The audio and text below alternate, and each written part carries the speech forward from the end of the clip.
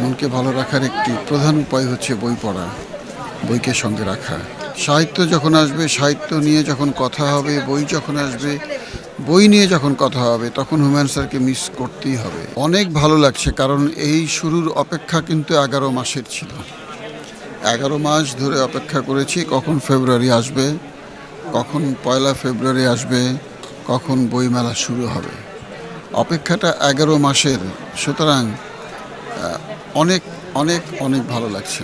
না, নাটক করছি, কিন্তু এখন যেটা অনেকগুলি নাটক, তো অনেকগুলি জায়গায় television channel, YouTube, Facebook page, OTT platform, যেহেতু এখন নাটকের ট্র্যাক অনেকগুলি, সে কারণে আমি কোনটায় করলাম, আপনি কোনটা দেখলেন, দেখা গেল যে দেখাই হয় না।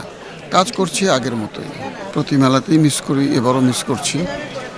মিস না করার মতো কোনো কারণ নেই। হুমায়ুন স্যারকে মিস করতেই হবে। সাহিত্য যখন আসবে, সাহিত্য নিয়ে যখন কথা হবে, বই যখন আসবে, বই নিয়ে যখন কথা হবে, তখন হুমায়ুন স্যারকে মিস করতেই হবে। মিস না করে তো উপায় নেই। আমার দুটি বই, গতবারের মেলায় ছিল একটি বই, সেটি হুমায়ুন স্যারকে নিয়ে লেখা, আমার হুমায়ুন স্যার।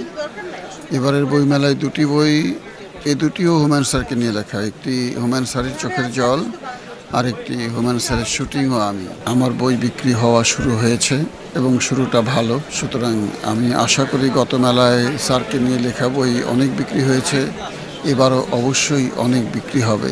অবশ্য সে কৃতিত্ব আমার না, সে কৃতিত্ব হুমায়ুন স্যারের। হুমায়ুন স্যারের নামটি আছে জন্যই, হুমায়ুন স্যারকে নিয়ে লেখা জন্যই পাঠকরা বই কিনছেন, অবশ্যই আমার জন্য কিনছেন না।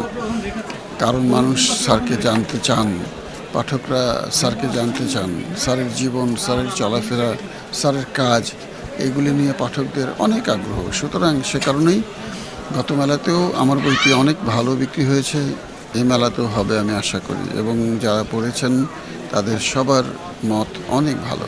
সর্বশেষ তো এটাই বলবো যে বইয়ের সঙ্গে থাকুন, জীবন এবং বই একসঙ্গে রাখুন, তাহলেই জীবনের প্রশান্তি।